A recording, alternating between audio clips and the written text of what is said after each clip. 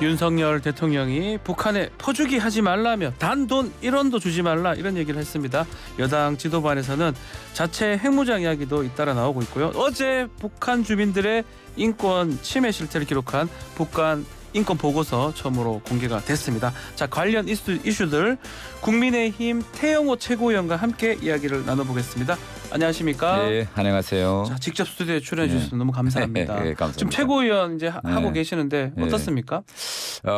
최고위원을 하고 보니까 그 여느 일반 국회의원 할 때보다 좀 책임감도 막중해졌고 또 당을 위해서 내년 총선을 위해서 여러 가지 할 일들이 많구나 하는 걸 이제 느끼게 됐습니다. 더 바빠진 것도 맞죠. 많이 훨씬 바빠졌습니다. 일찍 일러야 되고 또 최고위 회의도 가야 되고 여러 가지 일도 해야 되는 그런 상황인 거죠. 그럼요. 지난 시기에는 제가 당 국제위원장도 해봤고 외통위 간사도 해봤는데 일정한 외교와 통일 업무라는 데 갇혀 있었는데 당 최고위가 되니 그러한 영역이 대단히 많이 이제 다 확대됐다. 해야 되니까. 예, 알겠습니다. 자, 어제 발간된 북한 인권 보고서 얘기부터 해보겠습니다. 이게 이번이 처음에 일반에 공개된 게 거의 처음인 것 같은데 어떤 의미가 있는 겁니까? 저는 이제야 우리 대한민국 정부가 할 일을 했다. 저는 이렇게 생각합니다. 왜냐하면 지금 외부에서 우리를 보는 시각은 우리가 국력이 세계 10위권, 국격은 6위 이렇게 돼 있거든요. 지요 외부에서는 우리의 민주화 수준이 일본보다도 훨씬 높다. 이렇게 평가하고 있어요. 그러면 이렇게 우리가 가치를 기준으로 해서 이제 보는 그런 견지에서 보면 우리 국격은 높아졌는데 자유와 인권, 평화라는 이 보편적 기준으로 보면 딱 북한 인권 문제와 들어와서는 우리 정부가 지금까지 침묵을 지켰거든요. 바로 미국이나 유엔이나 또 선진국들은 다 북한 인권에 대한 보고서를 발표합니다. 그래서 저는 이번에 우리 정부가 이걸 함으로써 앞으로 우리가 가치 중심의 그런 국가라는 걸 아주 전 세계에 잘 보여주는 그런 의미 있는 일이었다. 정부로서 할 일을 했다. 이렇게 생각합니다. 자, 가장 최근에 탈북한 탈북민 500여 명의 증언을 바탕으로 작성된 내용인데 정말 충격적인 내용들이 좀 많은 것 같아요. 대단히 충격적인 내용이 많습니다. 왜냐하면요, 우리가 이제 그 국가나 사회 발전을 보면 인권 문제에서만은 전 세계적으로 다 개선 증진되는 방향이에요. 그렇죠. 근데 딱 북한만은 김정은 시대에 들어와서 오히려 김정일 때보다 더 퇴행됐습니다. 뒤로 갔다는 거죠. 뒤에 갔습니다. 근데 제가 좀 이야기하고 싶은 거는 이런 거예요. 우리 국내에서 일반적으로 북한 인권 하면 대단히 먼데 있는 인권처럼 생각하는데 북한 내부에서의 인권 유린 현상이 퇴행되느냐 아니면 북한 주민들이 인권이 개선되는 방향으로 조금씩 가느냐 이게 우리 봐도 대단히 직결되어 있는 상황이에요. 왜냐하면 한번 보세요. 서해 공무원 피격 사건 같은 거 이게 왜 일어났습니까? 북한이 내부적으로 코로나 방역한다면서 정말 반인권적인 방역 수칙을 내리다 나니 우리 공무원이 그렇게 가서 사살되고 시신까지 불태웠다는 거 아닙니까? 그래서 그다음에 지금 우리 국민들이 옥류돼서 못 돌아오고 지금 최근 연간에 우리가 거의 이산가족 상봉을 못 하고 있어요. 못 하고 있습니다. 이거 지난 시기는 이산가족 상봉 그래도 뭐 관계가 좀 좋아지면 하고 이렇게 들쭉날쭉했는데 전혀 못 하고 있어요. 지금 김정은 정권 들어와서 이게 왜 그러냐? 북한 국내 인권 상황이 악화되고 정부의 국내 북한 주민들에 대한 인권 탄압이 심해지기 때문에 이게 남북관계 우리의 인도적 상황에 직접적인 영향을 미치거든요. 몇 가지 말씀을 좀 드리면 2015년도에 원산에서 청소년 16세에서 17세 청소년 6명이 한국 시청물 시청하고 영상물 시청하고 아편을 사용했다는 이유로 총살을 됐네요. 사형 선고받고. 그렇죠. 그게 지금 보고서 담겨져 있습니다. 그거 외에도 우리가 들으면 정말 끔찍한 이런 내용들이 많이 있는데 제가 지적하고 싶은 건 이런 겁니다. 뭐 10대가 이제 한국 영화 뭐 총살됐다. 어떤 거 있는지 좀 말씀 좀 해주십시오. 한국 영상물 시청했다 했다는 이유로 이제 바로 이제 총살하고 공개 총살됐다는 공개 거죠. 총살하고 그 다음에 또 성경책을 소지하고 있었다. 이게 이제 발견되니 바로 넌 이건 기독교 전파 행위다. 이래서 바로 또 공개 이것도 공개 총살입니까? 공개 총살 이런 거 하고 그 다음에 뭐 여성 7명이 예. 뭐 힘드니까 실질적으로 북한에서 성매매 있거든요. 예. 예. 근데 지난 시기에 성매매를 했다면 조직적으로 비판 과정을 통해서 하지 말라. 뭐 이렇게 경고하거나 단속하거나 이랬는데 이번에는 바로 성매매 했다는 이유로 총살했다. 그러니까 네. 결국은 뭐냐면 사람의 목숨을 끊는 방법으로 그렇죠. 이걸 사전 예방한다. 이건 정말 지나친 그런 그렇죠. 이제 행위다 이거고 지금 최근에요. 네. 이게 우리가 더 주목해 볼 건 뭔가면 북한이 이걸 형사법으로 이걸 다스리려고 하는 겁니다. 법으로요. 예, 예. 가령에 하면 뭐 한국 동영상을 뭐 봤다 할 때는 어떻게 이걸 처벌할 거냐. 어허, 법 조항을 만들어서 처벌한다. 그다음에 지요. 예. 우리가 일반적으로 우리 말에 뭐 오빠 예. 뭐 자기야 이런 표현을 쓰자. 이거 우리 말이잖아요. 쓰면 안 됩니까? 근데 북한에서는 예.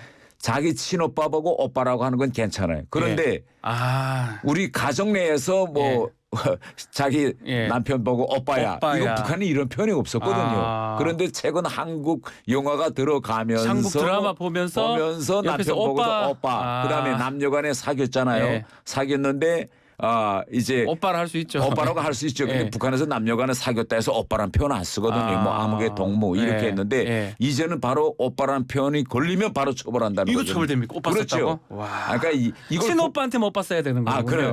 이걸 법조항으로 만든다는 게 더 문제가 있습니다. 예, 이렇게 남한 말투를 쓰지 말라라는 걸 지난 시기에는 사상 교육이나 학교 교육을 통해서 네. 계도하려고 했는데 이제는 계도가 아니라 처벌. 법을 만들어 처벌한다. 근데 좀 전에 이산가족 얘기를 좀 하셨는데 예. 근데 이렇게 인권 얘기를 또 해버리면 예. 더 남북 관계가 경색되는 거 아닙니까? 더 만나기 어려워지는 거 아닌가 이 생각을 좀 드는데요. 예. 저는 예. 그렇게 만든 것이 역대 우리 정부들의 책임이라고 생각해요. 왜냐하면 네. 우리가 이게 인도적 문제라든가 인권 문제는 이게 보편적 가치와 네. 기준이고 북한도 유엔 성원국입니다. 네. 그래서 유엔 앞에서는 지키겠다고 해요. 그러면 우리가 이 점에서는 일관한 정책을 유지해야 되는데 정권의 성향에 따라서 때로는 이런 문제를 입에 올리기도 하고 네. 때로는 침묵하기도 하고 이렇게 우리 자체가 날쭉하게 했기 때문에 인권 문제를 올리면 마치 더 남북관계의 판을 깨기 위한 의도다. 이렇게 보일 수 있게 우리 스스로가 만든 겁니다. 아하. 그래서 저는 앞으로는 예. 우리 뭐 앞으로 정권이 좀 성향에 따라 바뀌더라도 이 북한 인권 문제와 관련해서 일관적으로 해야 된다. 일관적으로 하면 북한도 결국은 그걸 받아들일 수가 밖에 없다. 네. 저는 이런 말을 좀 드리고 싶습니다. 자, 또 한편 네. 윤석열 대통령 단돈 1원도 퍼주기 하지 말라 이렇게 얘기를 네. 했는데 네. 사실은 뭐 돈 준 적도 별로 없었고 이전까지 북한이 뭐 받겠어요 그 지금 네. 상황에서. 근데 왜 이런 얘기를 했을까요? 저는 우리가 일반적으로 단돈 1원 네, 이건 단돈 대단히 1원. 상징적인 그 원칙적인 문제를 네. 이야기할 때 단돈 1원이라는 예. 표현을 쓰고 저는 대통령이 제시했던 담대한 구상에 대해서 좀 명백히 이야기하고 싶었던 것 같아요. 네. 근데 이번 우리 대통령의 담대한 구상을 보면 지난 시기 대북 정책과 좀 차이 나는 점이 있습니다. 뭔가 하면 북한이 비핵화를 위한 그런 의미 있는 조치만 취해도 예. 그러니까 시초 단계죠. 예. 시초 단계에서도 많은 걸 북한에 주겠다. 이게 담대한 구상입니다. 네. 그런데 대통령이 이번에 말한 거는 뭐냐면 북한이 전술핵을 계속 개발한다면 라는 단서 조항이 있습니다. 네. 그렇기 때문에 핵 개발을 멈추지 않으면 단돈 1원도 안 준다. 아하. 이렇게 돼서 대통령이 가지고 있는 담대한 구상을 좀 명백하게 북한에게 메시지를 보내자는 이런 의미가 있다. 핵 개발하고 뭔가 관련이 있을 것이다. 핵 개발을 예. 멈춰야지만이 뭐라도 해줄 수 있다. 그거죠. 그게 예. 이제 가장 예. 핵심이다라고 예. 보시는 거군요. 그렇다면 우리의 자체 핵무장 얘기 예. 이거는 지금 어느 정도 진행 중이고 현실적으로 가능한지 그 부분 어떻게 보십니까? 저는 이렇게 생각합니다. 네.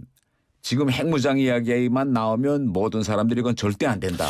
안 되지 않나 이렇게 예, 얘기하는 사람 그리고 많습니다. 이 자체가 NPT 예. 깨는 거다. 그렇죠. 그리고 우리가 제재를 받기 때문에 견디기 힘들어질 거다. 네. 경제가. 이렇게 안 된다는 쪽으로 많이 이야기하는데 우선 첫 번째로서 국제조약 NPT를 보면요. 네. 거기에 NPT에서 나올 수 있는 조항이 있어요. 뭔가 하면 그 나라의 안전의 위기 상황이 조성됐을 때 쉽게 이야기하면 NPT가 나를 보호해주지 못하고 있어. 아하. 이럴 때는 특단의 대책을 취하도록 되어 있습니다. 그런데 현재 한반도에 조성된 상황을 우리가 네. 우리 스스로가 위기로 볼 것이냐 안 볼 것이냐. 저는 상당히 위기 상황이 있다고 보고 있거든요. 어허. 그래서 국제적으로도 이런 조항이 있고 다른 하나는 이 핵무장 이거는 우리가 미국의 동의를 얻어야 되지 않겠습니까? 그렇죠. 미국이 찬성할 리가 있을까요? 그렇죠. 그러니까 미국을 찬성하도록 우리가 계속 설득시켜야 되는데 우리가 박정희 대통령 때도 예. 하려고 하다가 못했죠. 네. 전두환 대통령 때도 하려고 하다가 이거 못한 겁니다. 그런데 그때의 미국과 지금의 미국의 상황이 완전히 달라졌어요. 미 국내 여론을 보면 네. 한국의 핵무장 절대 안 된다고로부터 지금 일반 주민들의 인식은 이제 한국도 불가피하게 핵무장을 해야 되는 것 아니냐. 해야 되는 거 아니냐. 이런 걸로 네. 지금 달라지고 있고 네. 다른 하나는 우리 자체가 이제는 핵무장을 하지 않고서는 한반도에서 평화를 유지하기 어려운 상황이 됐습니다. 아하, 예. 왜냐하면 북한이 이제는 전쟁 시초 단계, 개시 단계에서부터 핵을 선제적으로 쓰겠다는 거 아닙니까? 예. 그러면 우리도 거기에 대한 방비책이 있어야 되는데 지금 방비책이 명백치 않다는 데가 문제점이 있는 거죠. 그렇다면 지금 말한 것처럼 다음 달에 있을 정상회담에서 네. 뭔가 한국의 그 핵 관련된 얘기가 좀 나올 수 있을까요? 공동성명 뭐 이런 거 할 수가 있을까요? 그 당장 핵무장까지는 미국이 예. 완강히 반대할 겁니다. 그렇죠. 예, 뭐 정치권도 반대하고 행정부도 반대하고 그런데 지금 현재 윤석열 정부 들어와서 일관하게 강조하고 있는 것이 확장 억제력 실행력. 그렇죠. 그러니까 확장 억제력이라는 게 있긴 있는데 이게 과연 실행 가능한 것이냐. 실행 가능하도록 우리 국민들에게 보여줘야 됩니다. 그래서 이 방향으로 지금 가고 있는데 여러 가지 옵션이 있습니다. 가령 뭐 나토식 핵공유나 아니면 최근에 나오고 있는 것이 한국판 핵공유. 한국형 핵공유. 한국형 핵공유. 그건 어떤 겁니까? 한국형 그러니까 핵공유. 그게 이런 거예요. 네. 미국이 핵 우산이 있지만 예. 이 핵 우산이 과연 우리나라를 위해서 현실적으로 펼까 이런 불신은 항상 존재했습니다. 그렇죠. 유럽 나라들도 존재했어요. 그러면 이걸 미국이 우리를 위해서 핵 우산을 쓴다는 것을 우리가 느끼게 해야 되는데 네. 이 단계적으로 보면 우선 첫째 미국의 핵을 쓸 수 있는 걸 공동으로 기획하고 그다음에 이거 같이 한번 해봐야 됩니다. 이걸 합동 훈련이라고 하는데 합동훈련. 네. 그다음에 현실적으로 이걸 구체화할 수 있는 협의체 구조가 돼야 됩니다. 그런데 지금 이 단계에서 지금 공동 기획, 예. 정보 공유 이 단계에서는 한미가 상당히 진척되어 있어요. 네. 다음 단계는 우리 국민들이 믿을 수 있게 미국이 가지고 있는 핵 미사일을 한반도에 가져다 놓든지 아니면 우리가 가지고 있는 플랫폼 네. 말하자면 우리 유럽 나라들처럼 우리 전투기라든가 아니면 우리 영토에는 안 들어도 우리가 핵 잠수함 같은 거 이런 데다가 올려놓을 수 있게 탑재한대. 거죠? 예. 근데 우리 같은 경우에는 핵 잠수함이 지금 없거든요. 그렇죠. 미국은 호주에 핵 잠수함을 제공하겠다고 했습니다. 예. 그러면 이런 문제도 우리가 핵 잠수함 같은 거 미국으로부터 리즈한다든지 네. 아니면 진짜 호주처럼 제공받고 거기에 미국 핵 미사일을 올려 태우는 이런 다양한 옵션들을 있는데 네. 그중에서 어느 것이 우리한테 맞겠느냐. 이거는 미국과 끊임없이 협상을 해야 된다. 이번에 한미 정상회담 할 때 이게 좀 협상에 공동성명에 들어가겠느냐. 안건으로는 올라갈 수가 있을까요? 얘기를 좀 하는 그런 이슈를 올려놓고 거론되겠지만 예. 공동성명이라는 거기에 예. 문구로서 딱 들어가겠느냐. 그거는 아직까지는 좀 왜 이런 문제는 뭐 중국 요인도 있고 네. 여러 요인들이 있기 때문에 문구성으로 정확히 들어가겠느냐 하는 거는 좀 어렵지 않겠느냐. 저는 이렇게 생각합니다. 한미 정상회담 나왔으니까 이 질문도 한번 드려보겠습니다. 자, 한 달도 안 남았는데 정격적으로 국가안보실장이 교체가 됐습니다. 뭐 여러 가지가 얘기가 나옵니다. 뭔가 보고를 안 했다. 그리고 안에 그 알력이 좀 있는 거 아니냐라고 하는데 어떻게 보십니까? 정말 그 블랙핑크 레이디 가가 공연 그게 보고가 안 돼가지고 그렇게 사퇴를 하거나 했을까요? 그건 큰 그림을 볼 때 그 하나의 뭐 작은 조각이다 이렇게 저는 말씀드리고 싶고 일각에서는 뭐 왜 이렇게 속전속결했느냐 뭐 많이 그렇게들 말씀하시더라고요. 그렇습니다. 예. 근데 저는 이게 뭐 속전속결이 아니고 오랫동안 대통령께서도 좀 오랫동안 고민해 보고 내린 그런 결심이 아닌가 이렇게 생각합니다. 이게 바로 일어난 게 아니고 조금 오랫동안 숙고했던 것이다. 숙고했던 것이다. 어떤 왜 그렇죠? 예, 왜 그러는가 하면 김 전 실장은요. 김 전 실장은 대단히 전략가형입니다.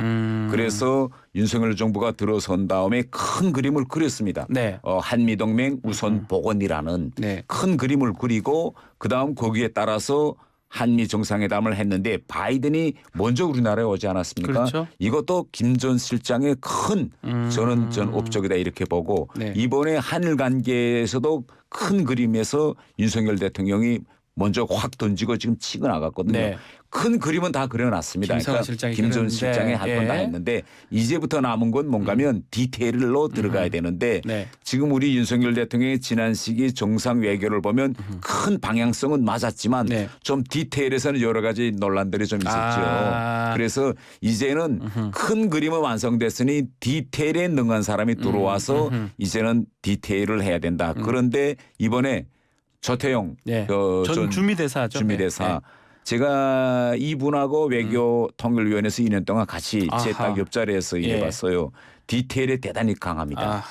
그래서 대통령이 오랫동안 수고 끝에 아주 시기적절하게 미국 방문을 앞두고 시기적절하게 취한 조치다. 저는 이렇게 생각합니다. 그 말씀대로라면 뭔가 큰 그림은 잘 그렸는데 특히 이번에 한일 외교 끝나고 여러 가지 뭐 말들이 많고 결국 이런 디테일 부분 때문에 결국은 김성한 실장보다는 조태영 대사가 맞다고 판단했고 시기상으로도 뭐 이제 미국 가야 되니까 맞춘 것이다 이렇게 보시는 거군요. 그렇죠. 그리고 그 많은 사람들이 뭐 한미 정상회담을 눈앞에 두고 이렇게 하는 게 그거 이상하지 않습니까? 왜 이러냐. 그런데 조태영 대사 경우에는 한미 정상을 현장에서 준비한 사람입니다. 근데 현장에서도 준비하던 사람이 워싱턴으로부터 서울에 들어와서 사령탑에 앉았기 때문에 이제부터는 그 디테일을 현장보다는 사령탑에서 감을 잡고 더 잘 준비할 수 있다. 저는 이렇게 보고 있습니다. 그럼 일각의 그 얘기처럼 그 대통령실 안에 특히 김태호 차장하고 김성한 전 실장하고 그 갈등, 알력설 그 부분은 혹시 아시는 바가? 저는 그 부분은 보다는 큰 이제 그림 속에서 대통령으로서 이제는 디테일에 능한 사람이 내 옆에 있는 것이 더 좋겠다. 이런 의도가 아니겠느냐 이렇게 저는 생각합니다. 자, 이 지금 민주당에서는 국정조사 하겠다고 얘기를 하고 있거든요. 또 운영에도 좀 해야 된다 얘기도 하고 있고 어떻게 보십니까? 국정조사. 한일 정상회담은 국정조사. 이번에 그 교체된 거는 운영이 빨리 열어야 된다 이런 얘기를 하고 있고요. 저는 이 다른 영역은 몰라도 이 외교 영역을 입법부에서 국정조사한다는 건 대단히 부적절합니다. 왜냐하면요. 외교에서는 다 오픈할 수 있는 거고 한동안 비밀로 붙여야 할 이런 사항도 있습니다. 그런데 한일 정상회담 가지고 우리가 국정조사한다. 이렇게 되면 어떤 현상이나 상대방이 우리를 신뢰하지 않습니다. 믿지 않겠죠. 믿지 않겠죠. 그래서 결국은 어떤 나라들 같은 경우에는 외교문서 회담록 같은 건 30년 이상 비공개로 붙이거든요. 이걸 열어보겠다는 건데 이거는 결국 우리 스스로가 대통령과 우리 행정부의 외교적 입지를 축소시키는 거다. 그렇기 때문에 저는 이 정상 외교, 이 외교 부분을 국정조사하는 건 정말 심중히 저는 더 다가갈 방향이라고 저는 생각합니다. 자, 이 질문도 한번 드려보겠습니다. 어제 최고위 회의가 열렸는데 김재원 최고위원 나왔잖아요. 처음으로 나왔는데 사과를 했습니다. 윤리까지는 안 가는 겁니까 그러면? 지금 현재는 윤리위가 열릴 계획은 없고요. 단 김기현 대표가 앞으로 그런 언행이 이제 반복되는지 안 되는지 유심히 지켜보겠다.